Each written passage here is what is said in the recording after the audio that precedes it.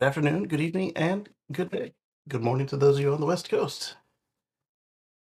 It's a nice rainy Sunday morning, afternoon, right here. Oh, hello, Moto. What's up? Oh, you don't want to be on? You came strolling in right when I said hello? All right, bye. Okay, let's get the first article loaded up, and then we'll talk about some stuff and talk about that trip I took last week. As soon as I find where I hid the notes. There they are. I did manage to get the window created, but I didn't open any articles. So let's start with this tweet. Oh, it's the wrong window. What? This? This is a spinner toy that's not very child friendly.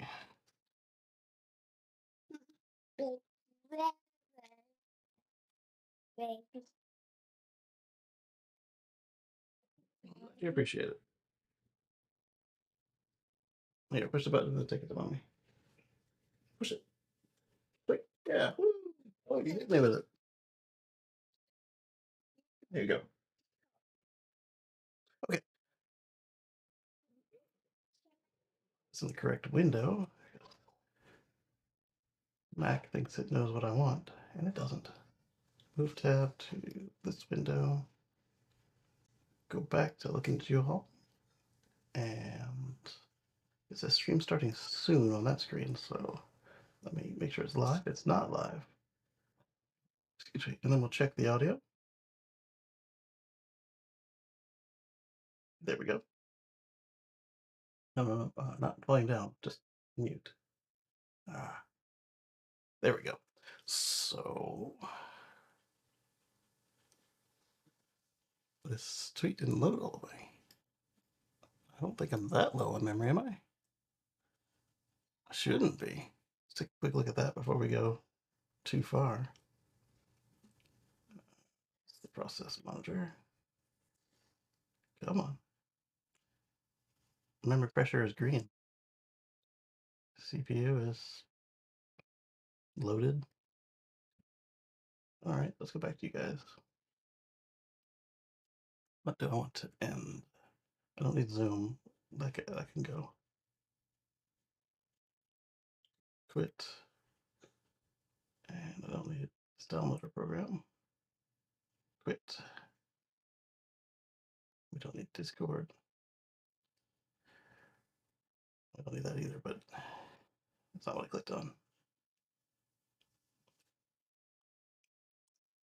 I don't know why QuickTime is running. Oh, I know why. I got a text, but I have an Android, so it was coming from an iPhone user, and they crushed it to a million pieces, and it loaded as a QuickTime.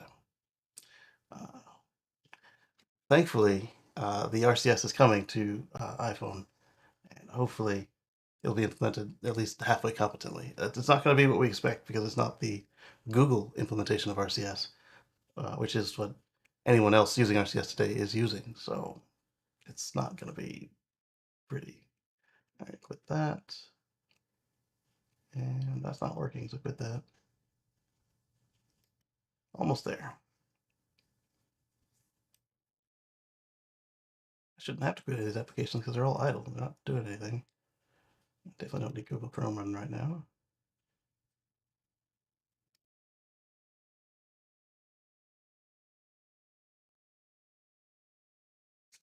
That's most of it. Okay, so let's try and refresh that tweet and see if it looks normal now.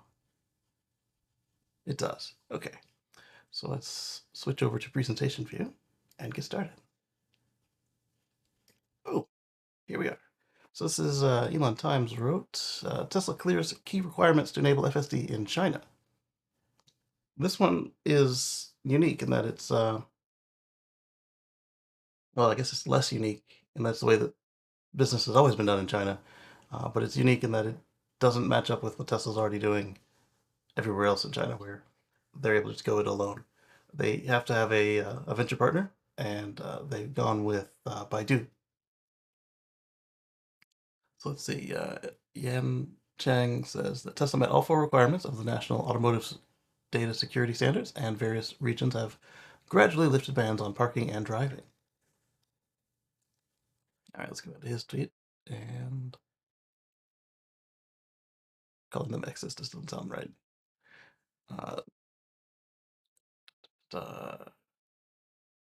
a notice on the inspection of 4 safety requirements on 28th.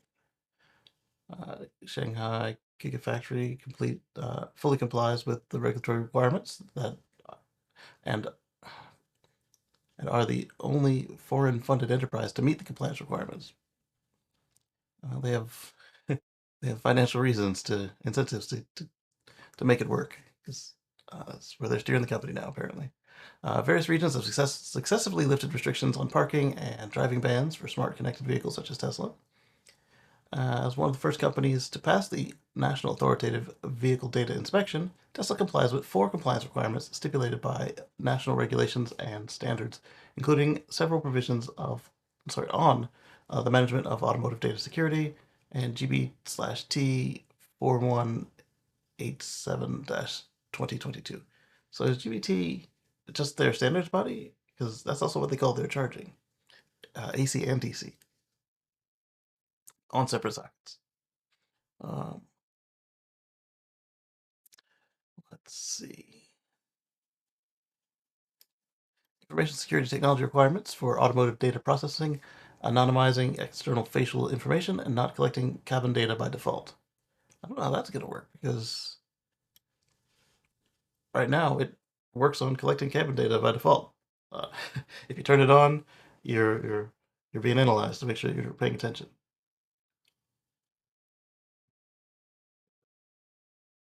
Let's see.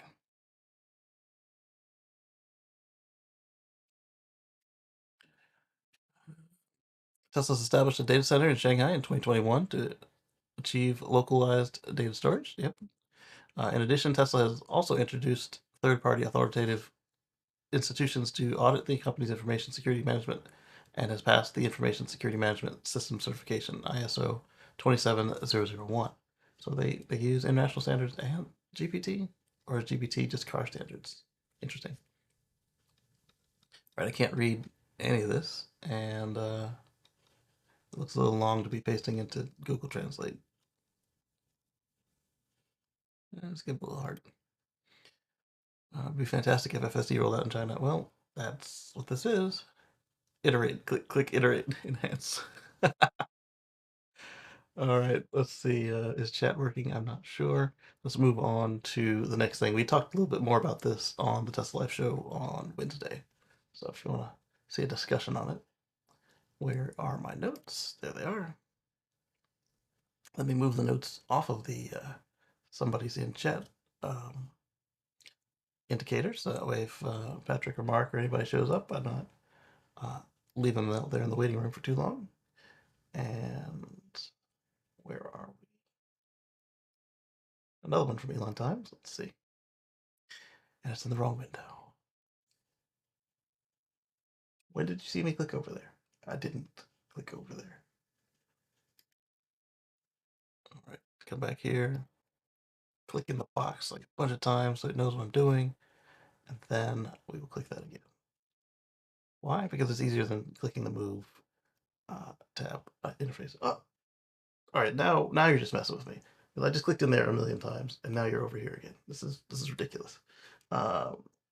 Move to where I'm at. Click over here. Click in there. Come back over here. Okay. Doesn't it select something? All right. Great to see Tesla adding this feature to legacy models. This is a comment on Sawyer Merritt. This is cool when a Tesla with ultrasonic sensors uses Tesla's new auto park feature. You can switch between standard park assist or just use Tesla Vision, cameras only with no sensors. And he's got a link to another expo that explains that. So this is from John Stewart. Look what I found in FSD 12.3.6 on my 2022 Model X with USS Vision-based park assist. So I haven't actually gone out into my car since I got 12.3.6 downloaded to it. I got 12.3.5 on the way back up on the trip, and then we installed it when we stopped because my car is old. It takes 50 minutes to install a software update, and you can't do them while you're plugged into the supercharger. So 12.3.5 was interesting. I didn't not care for it. It reduced the occurrences of the car riding the right fog line, the white line, but it introduced a few occurrences of it riding the median line, the my side of the double yellow, which is interesting. Still no instances of it attempting to curb the wheels on my car, but there was one turn that it didn't look and feel right, so I took over and completed the turn and turned the system back on. It might have been fine, but I didn't. I've been driving this vehicle for 6 years, so I know where it needs to be in the lane to make the turns without incident, and that didn't feel incident free, so I took over. Um, so eventually, I'll get out to the driveway there and look at the new settings for 12.3.6 and see if all of the legacies are included or uh, just the near term legacies, as in cars with sensors, uh, because there's a difference between cars with sensors and legacy cars. Intel chip, vertical screen, and also the other Intel chip cars being Model 3 and Model Y, which aren't exactly considered legacy, but they're now being treated like dog poo, just like the rest of us. All right, so let's see. It looks like near the minimal changes for current driver, automatic speed offset. Uh, so above the set speeds, you'll see park assist new, standard, and Tesla Vision. I do like that they have the little blue dot, and you click on it, and it'll show you what's new in settings. That saves a lot of time when you get an update to see if there's anything new in settings. Lee says, "Happy Sunday, happy Sunday, Lee. Good to see you." Um, so I'm curious if you got the update and if you see this the setting as well that this guy with the plaid is seeing here. Or say plaid, the Palladium car. Uh, Cinco de Mayo. It is Cinco de Mayo. That's right. I was just thinking that we missed May the 4th, but you're right. It is Cinco de Mayo. Totally blew my mind. Happy Cinco de Mayo for everybody who's going to participate. Let's see. There's no mention of this in any release notes. You just happen to see a little blue dot on the we were just talking about the blue dot, right? A blue dot on the autopilot menu when I open settings in the car. I may have missed the release notes at first glance, but vision-based park assist is definitely in the release notes for my car for this version. So he went back and it is there. Well, that I can check right now from the phone. Let's see if mine mentions that. It did not mention it before the update. So let's see. Open it up. Don't need to wake the car. Scroll down. Release notes. Um, yeah, mine doesn't say any of that stuff. So it looks like us true legacy folks are left out in the cold.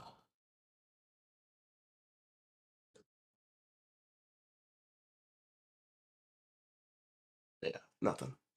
Although I do apparently get the reminder to plug in at home. That would have been nice years ago before I developed a decent uh, routine of just making sure it's plugged in, even if I don't think I'm going anywhere, or even if I rather. What would happen would you'd come home, I'd come home. Oh, I'm going right back out. I don't need to plug in, and then something happens and you don't leave, and then the car never gets plugged in. Maybe the garage door gets closed, maybe, but the car never gets plugged in, and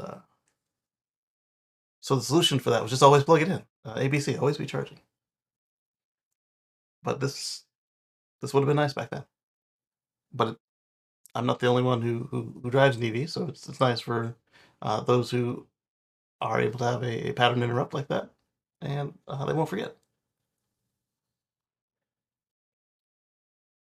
Volt had this option in both of their apps where it's the same app, two cars, um, where you could set, if car's not plugged in at 10 o'clock, honk the horn or something like that. It did beep a couple times, and uh, that was a car that really needed it. It's not like I could do a second day on the charge that the 16 kilowatt hour battery gave with my commute. It just didn't happen. Okay.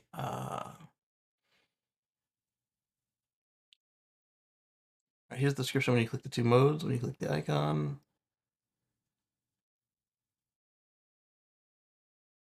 that's kind of cool. I can't wait to see that. Hopefully, it comes to Legacy. The vehicle will alert to you if it detects an object nearby when you're driving slowly. Standard shows how close or nearby or far away nearby objects are. Tesla Vision displays high fidelity 3D representation of nearby objects and barriers in vehicles and painted road markings. The visual representation of the vehicle and surroundings is for reference and orientation only. It isn't intended to represent all objects, road markings, or other variables. Drivers should continue to remain alert at all times. I get where they're going, but why not also leave the ultrasonic sensors on? I mean, they're there. Just have this habit of just turning stuff off. Interesting. I guess eventually we will get it because we're going to need banish mode as well. And we're running the same computer as the Model 3s and Model Ys, I should say, at least. We're not running the. Well, yeah, we are also running the same computer as some of these because some of them are running hardware 3 as well, not hardware 4. This will be interesting to watch. Next up, we close that first one. Open this one. Are you kidding me? I haven't even been over on that screen. I mean, I looked at it, but I did not touch anything. I'm going to move tab to here. I'm going to start just copying and pasting the links for today's show because the machine is clearly messing with me. All right, so let's see. We've got, uh, whoa, nobody said anything about starting a virtual machine. Come back to me.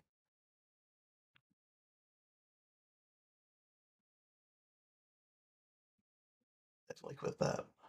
We don't want a virtual machine running when the system was already complaining about processing power. All right, so the Ryzen Class 4 and Class 5 medium-duty trucks have arrived in Canada. This is coming from Electric. Let's give this a gander and catch some key stats. All right, so this one is after making its North American debut at the 2023 ACT Expo in Anaheim. Daimler runs this. Okay, so you'll know that there'll be some support behind them for a little while. Has continued to on a steady march towards production with initial pre-orders set to open in June. But it won't just be Americans who can order a new Ryzen electric truck. Canadians will be able to order them, add them to their fleets at the same time. It's always interesting to me that Canadians just let us keep Americans. They don't argue that we've taken it like that. 01010. Hi, good to see you. Um, uh, it's something I find interesting. I guess not all Canadians, but all the Canadians I've interacted with, uh, they don't seem to have any trouble with that. Uh, where they do take offense is if you say North Americans and exclude them, because that's a little more inclusive. They have to be excluded on an inclusive statement. It hits you right here, jabs you.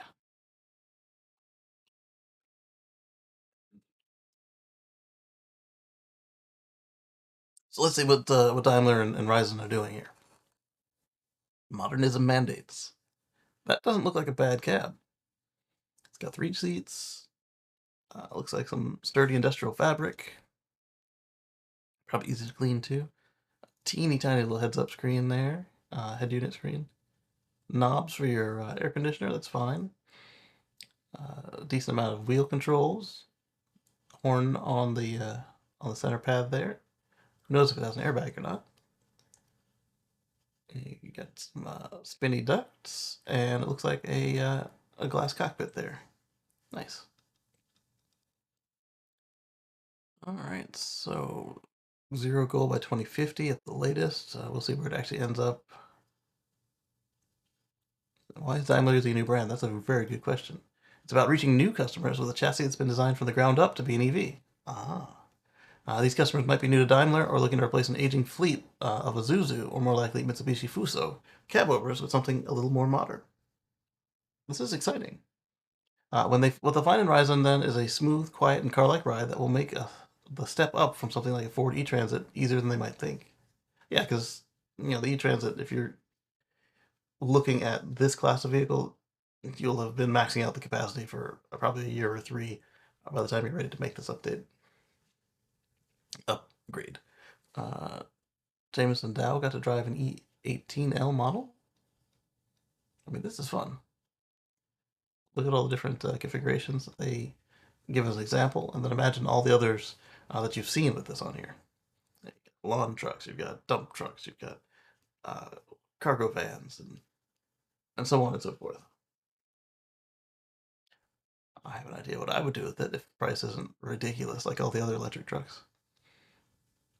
Well, excuse me, all the other electric trucks save one that isn't actually on sale yet and is far, far behind on their order book.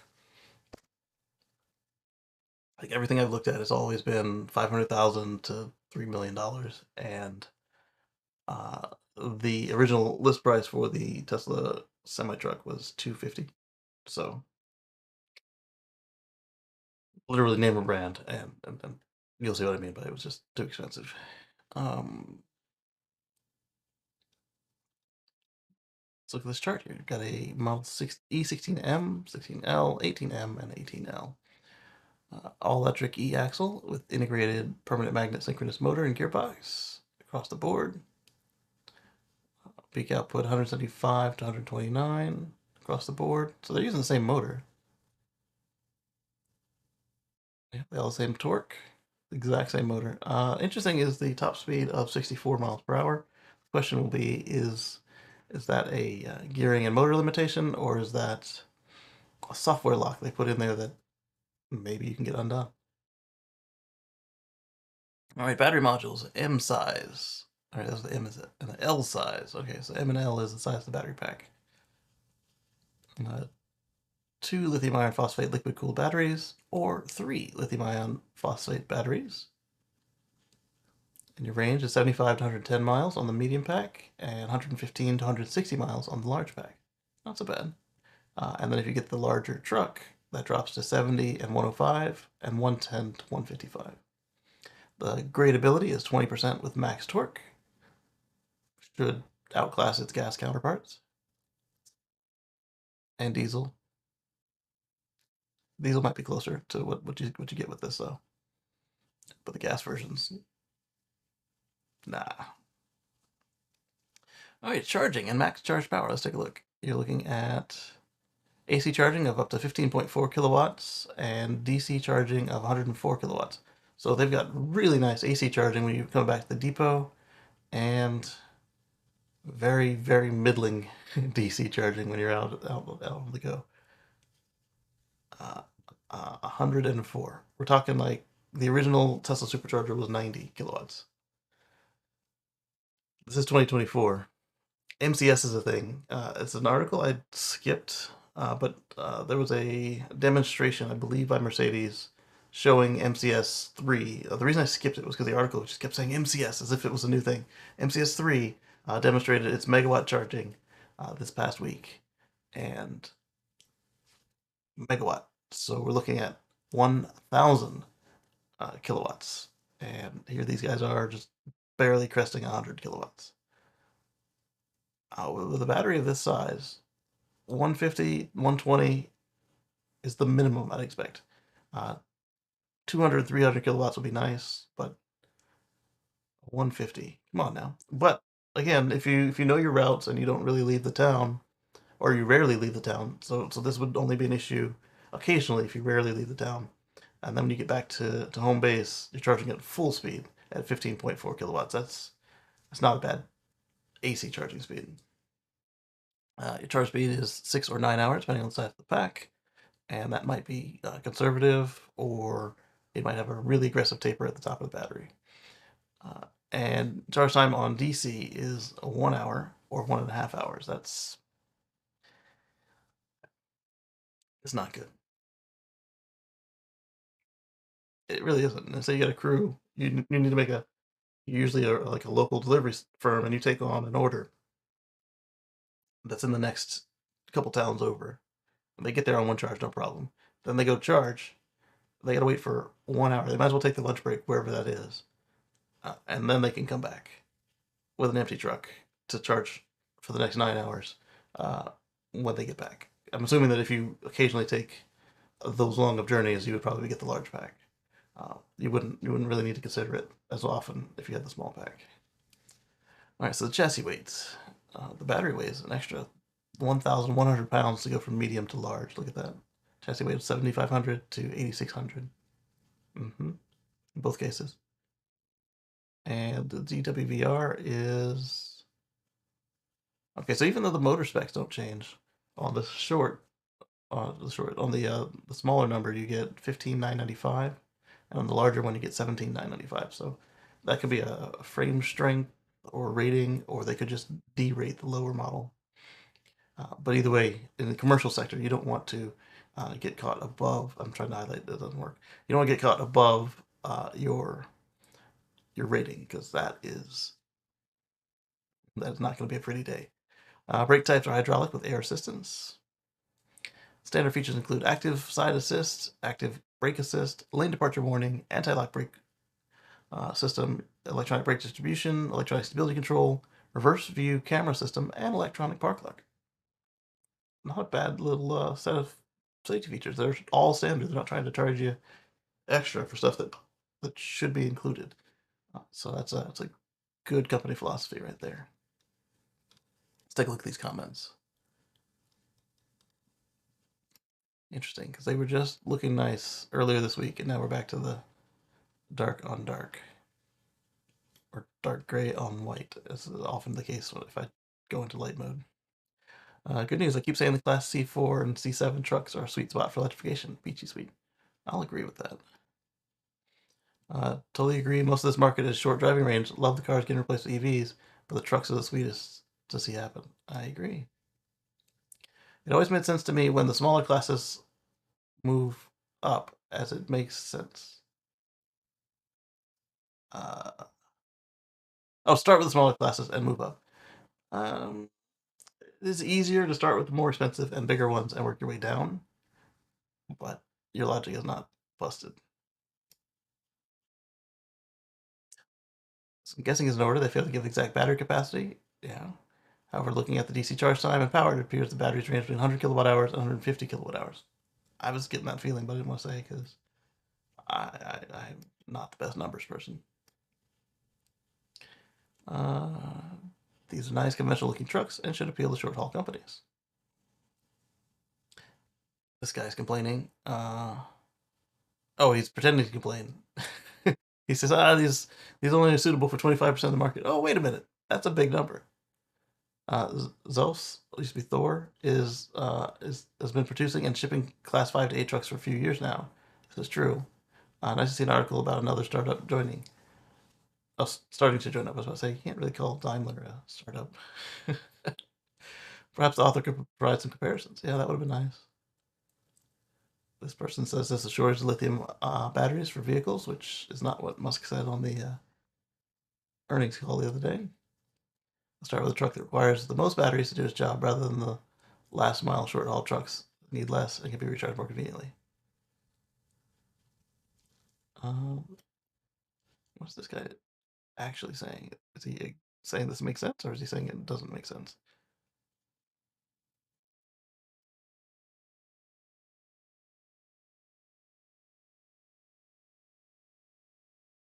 Why would you, uh, if there's a shortage of batteries, wouldn't you want more trucks electrified than less? Because worst case is you could put all the stuff on a train for the long haul. Not that the train is actually set up to work in this country, but like if it came down to it, we could do that. We've seen intermodal containers, and then you may have also seen where they put whole trailers on on flatbeds on a train. I think the Tesla Semi has more problems than just battery shortage. It's all gone very quiet from Elmo, and even the fanboys struggle to say anything about the trucks. Um, well, we just saw that other company join up, so there's that. Uh, to me, the tell was the comment by PepsiCo executives stating they couldn't get more than 36 of the 100 units they contracted for. Is that a secret? And the 36 was a long time ago. we've seen more Pepsi trucks since then, unless they were rewraps of the original ones we've already seen. He also said that the trucks were working well and would take more if they could get them. It must be serious news on the if the truck uh, if the truck has gone quiet, except for the two that just went to another new customer. Okay, so at least you admit that. Um, I don't know where he's going with that, but let's move on to remember to copy the link this time instead of letting the computer decide where to open it. We're gonna copy the link and we're gonna paste and go. This one, Tesla's released a 22-page off-road guide for the Cybertruck. And I downloaded it, but on my phone, as if I was ever going to uh, stream from the phone. Not gonna say that I don't do that. You guys have seen me do it at least 3 times now. Any specific reason you deleted your earlier post about Tesla public policy and charging network teams being fired? That I don't know if I have the link, have that linked in there, but we talked about this on the Tesla Live show as well. Most of the supercharger team has been summarily fired, and nobody knows what's going on over there right now. There was an email from Elon, well, it looked like Elon, to the customers and partners, contractors, explaining what was going on. That didn't really do a good job of that. And the whole what's going on with Supercharger team right now is up in the air. Some sites are continuing their construction. Some have been paused. Some have been canceled. Uh, the key takeaway, if you were a contractor on the system, was your bills aren't going to get paid for a minute. And I don't want to speculate what's going on there until we get more details. Just to say that on the outside looking in, it does not look good. Um, but do I think they're going to get rid of supercharging? No.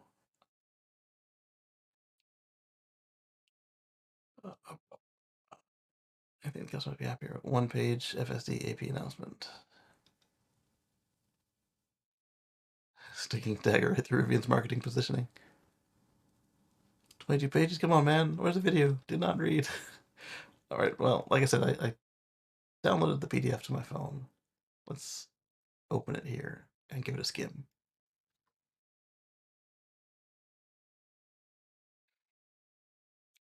Cybertruck Off-Road Guide. All right, we got TOC. Cybertruck features, off-roading vitals, off-roading controls, overland, Baja, best practices, before you off-road, spotting.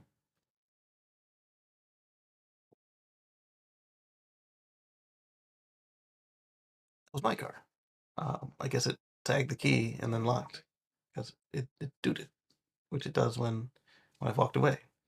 And I had to move it because the item that we went to go pick up on our trip was blocking the Wi-Fi signals to the car. So the car now sits one spot over the driveway from where it used to, which is closer to where I'm sitting right now. The reason I pushed it further away was it made walking out the front door easier, and it made it less stressful on the key fob because it's not a common key size, battery size. So rather than let that thing constantly wake up and go to sleep. All right, so best practices before you off-road, Baja mode, wade mode, climbing up or over, trail assist. Let's give it a little skim. Sand, dirt, mud, rocks, and snow. Four-wheel steering, steered by wire. Got your vitals. The display changes on the screen when you switch to off-road mode. So this is information they felt would be helpful. Felt like somebody put something on the front door. Some more about the vitals. Then you got Baja mode. This is nice. I will take a deeper look at this later. Uh, Spotting, ground rules. In off-roading, a spotter is the second set of eyes to help a driver navigate difficult obstacles. Spotters are usually in the front of the vehicle and use hand signals and voice commands to indicate where to steer the vehicle, and direction to drive. Having a spotter makes a difference in off-road success rate. So I imagine that some of the more rugged off-road brands might have something like this, like say Jeep and um, Hummer. I don't know that they all would have something like this. They all have an enthusiast community, but the whole notion that the Cybertruck will never go off road is being dispelled by this. And I like that they are approaching it from not necessarily from a beginner standpoint, but so that it's useful to a beginner as well. And that's good to see. 'Cause there's a lot of gatekeeping in every hobby, and off-roading can sometimes be one like that, but it's not always. Usually it's just people complaining that your car or truck is not as cool as theirs, which that part is fine. But when you start to say, oh, well, you have a Subaru, you can't go. Come on now. Not that they would ever say that, because Subaru is known for being an outdoorsy, off-roadsy brand. All right, let's move on to the next one.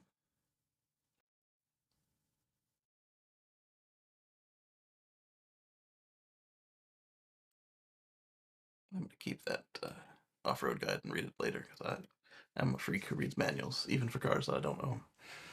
Although I do have a reservation still, and they do want me to configure a foundation series. I just don't know how I can fit that into the budget. Once I tell you what we did, you'll agree that it's probably something that I could use.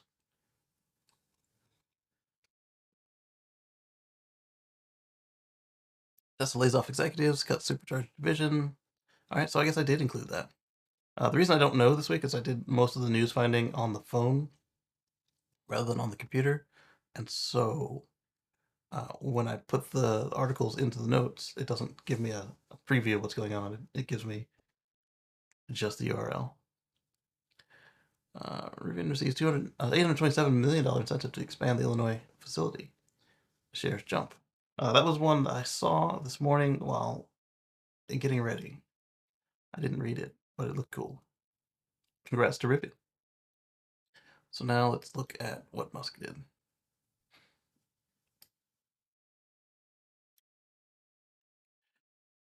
All right, more than 500 employees were reportedly cut, with more to follow. Yes. The email.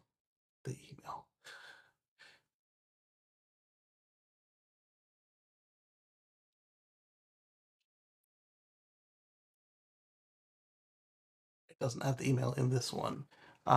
So basically, we will go to Electrek and read the email because it was not good. Musk cited falling sales and impatience with the overall progress and headcount reduction as the primary drivers behind the cuts, and reportedly suggested that more will follow, warning his executives to take his headcount reduction measures seriously. Kind of like in the crime movies, where the crime boss will go and execute a loyal henchman to prove a point, and then hopefully the other loyal henchman will get in line. What a bit less murdery here. Yeah, let's just go to that article.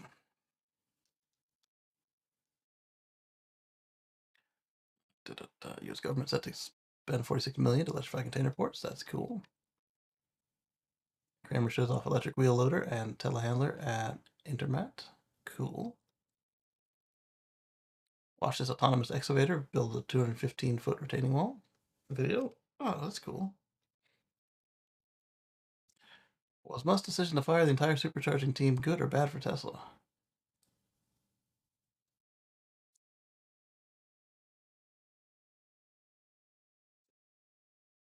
Most people agree that it was bad.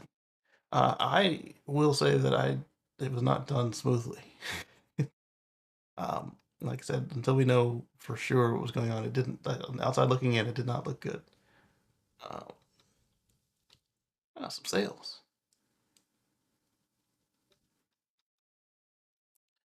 This one I didn't include, so let's talk about it now on the way over to the email. Musk revealed that the software locked cheapest version of the Model Y offers 40 to 60 miles more of range. So if you've already bought this vehicle, most of them can actually unlock the range. They did something, and he blames regulators on why it took so long, which doesn't exactly make any sense to anybody who was discussing it.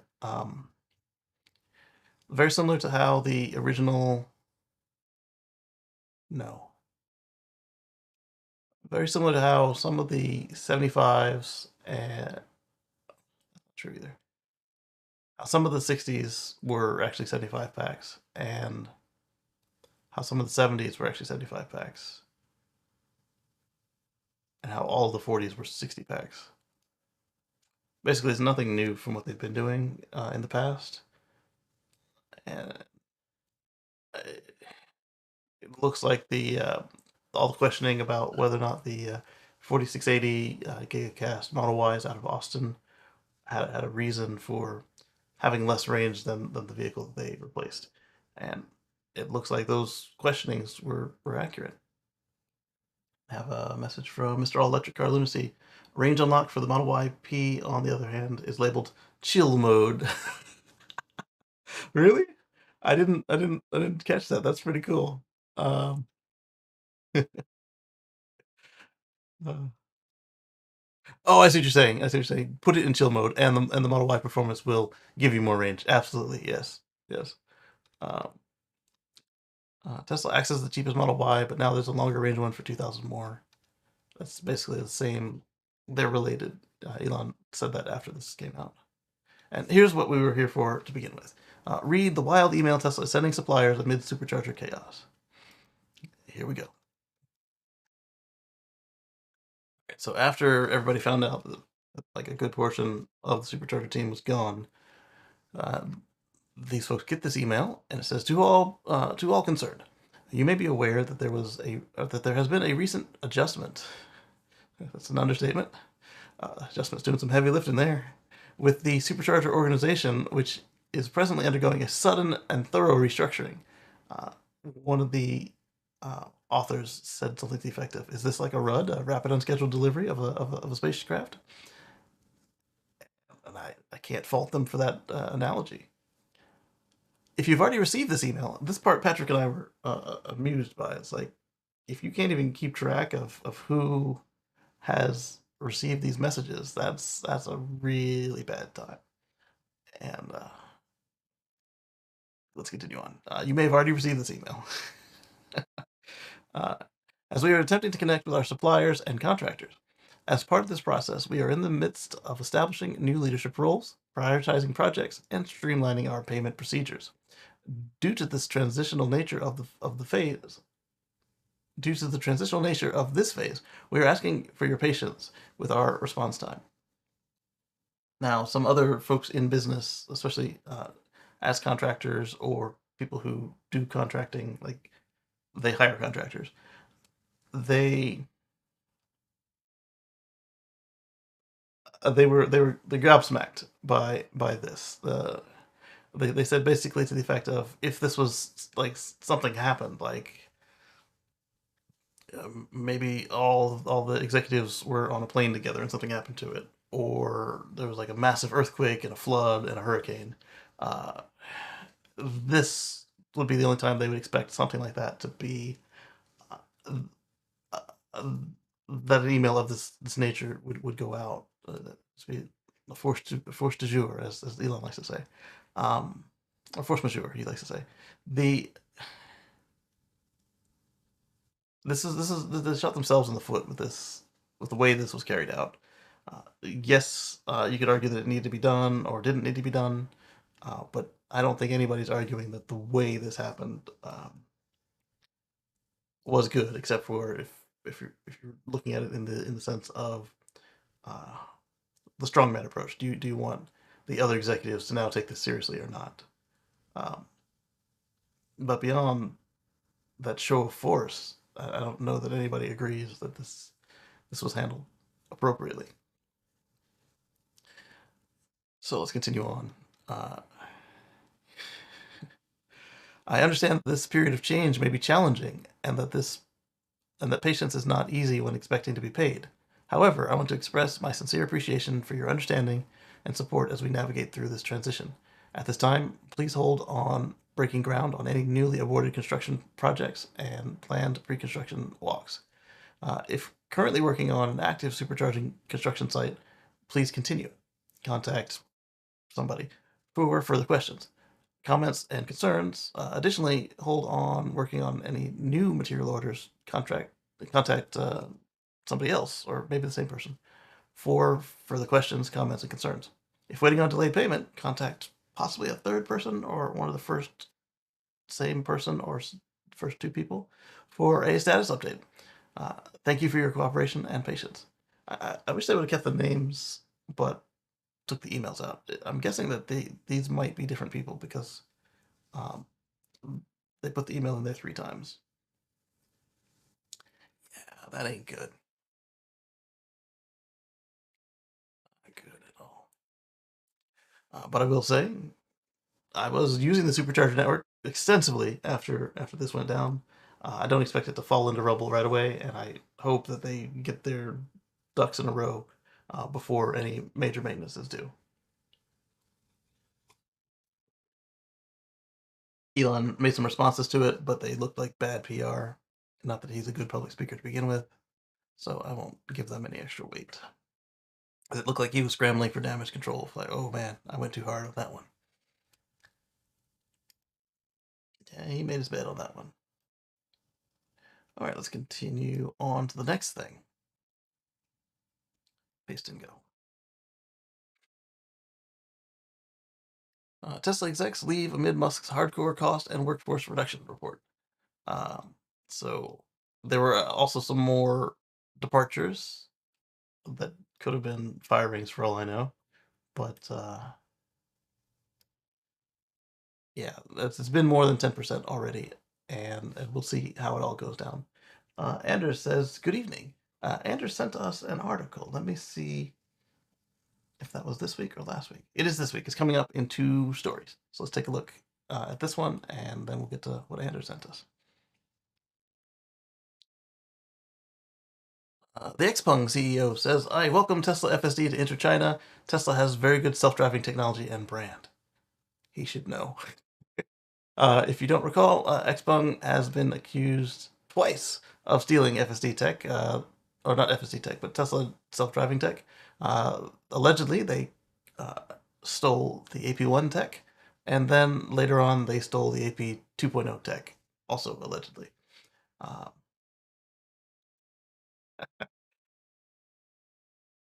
so that will make some of the future further comments that we see on this thread make sense if they're still in the order that they were in when I look through here. Uh, Today, many friends ask me what I think about the FSD entering China. I especially welcome Tesla FSD to enter China. In the last, or if the last 10 years were the decade of new energy, the new decade will be. If I click it, will it get bigger? Not exactly.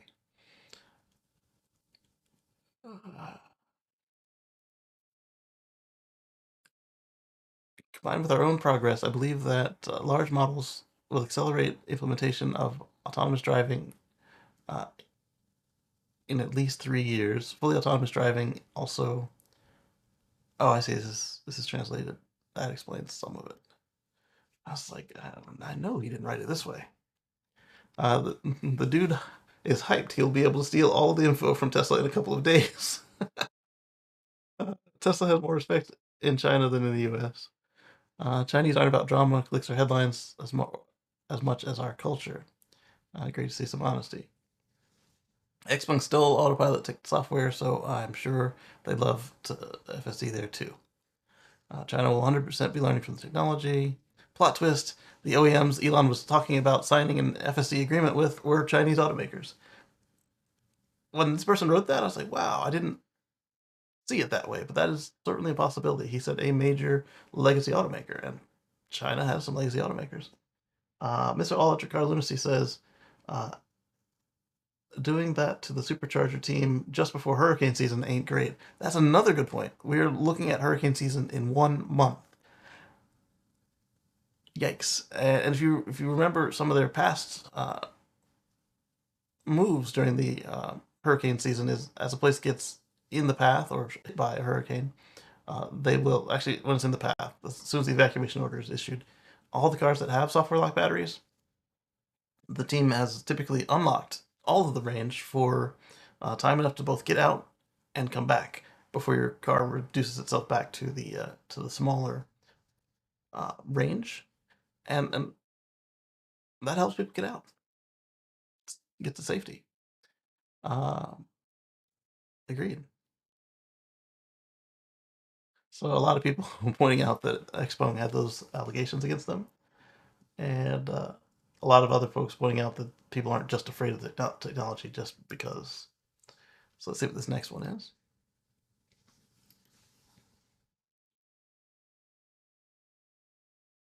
SpaceX expands Starlink sales to Target and launches a $1 trial offer.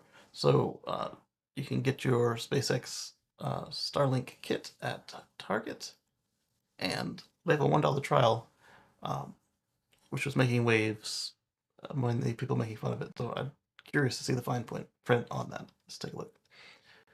Uh, Late April, Target has started offering the new V4 Starlink dish on its website for $5.99, which is the standard retail price set by SpaceX. And the first time Starlink has been made available through a major retailer, SpaceX also added the Starlink kits to Best Buy, Home Depot, and Costco in Canada and the US. Unlike some in-store offerings at other retailers, Target plans to sell the V4 dish exclusively online, so you won't be able to go in the store and pick one up like these other guys, which allows them to offer perks like free shipping and 30-day return policy. Why can't the others do this? I would argue that most of the others would probably do this because it's above the whatever threshold you're looking at for free shipping, assuming that you're not a member of one of their clubs. Excuse me, and assuming that they allow you to return the Starlink, I don't see the difference there in the return policy either. Except that Costco probably has a much more robust return policy than the others listed. I haven't yet seen any of the third gen routers in person. I just forget that they're super wide. What is this a picture of? The back of the router? Oh, I see what it is. They clipped whatever they're showing here. All right, so let's find out more about this $1 for 30 days offer. Offer allows new subscribers to test the Starlink service by paying just $1 upfront for the hardware, and with the full fee of $5.99 deferred for 30 days after activation. So they'll hit you pretty hard. Bang! 30 days for the $5.99 for the hardware, plus 100 and whatever, 110, 120, 150, depending on what plan you're on for the service for the next month. This trial is limited to just the United States, not available in Canada, but it is available in other markets like Australia and New Zealand. In fact, they got it first. This is news to the U.S. Starlink currently has 2.6 million subscribers around the world as of March 2024. The most recent 600,000 new subscribers were added in just 5 months, indicating a rate of about 120,000 new subscribers every month. Full disclosure, I have a Starlink plan and a pair of Starlink dishes. I need to sell the smaller dish, just because the larger dish is the one with my service on it. So that's cool. I'll share some ideas on Cybertruck boat mode via Twitter. That was in 2022, so that doesn't matter. Moving on. Let's see what Anders had to share with us. I was on the road for this one, so I didn't have a chance to read it in depth, but I liked it and put it in here. All right, so Anders shares with us the other Anders, the reporter's stuff. And so Anders says that if IF Metal has lessened the Tesla blockade starting on May 1st, and this was posted on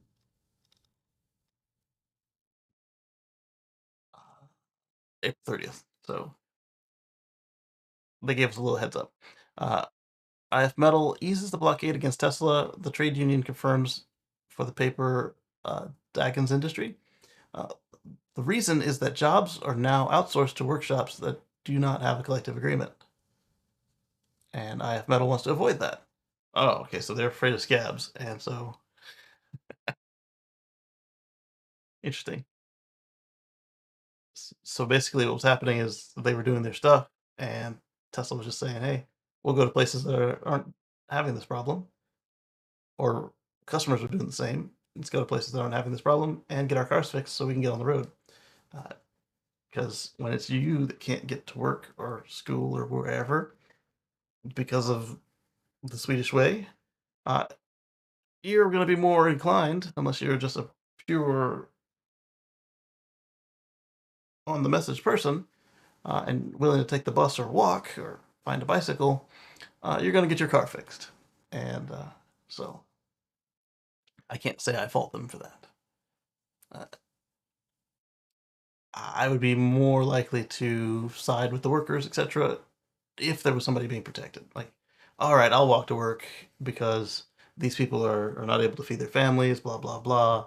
Whatever the excuse that IF Metal gave, if it was true, I would be more likely to not, as a customer, not try and cross the line. But when you see the actual how it was on the ground and that nobody was being protected, as a customer, I'd be like, bump this noise. I'm gonna go get my car fixed so I can drive to work comfortably.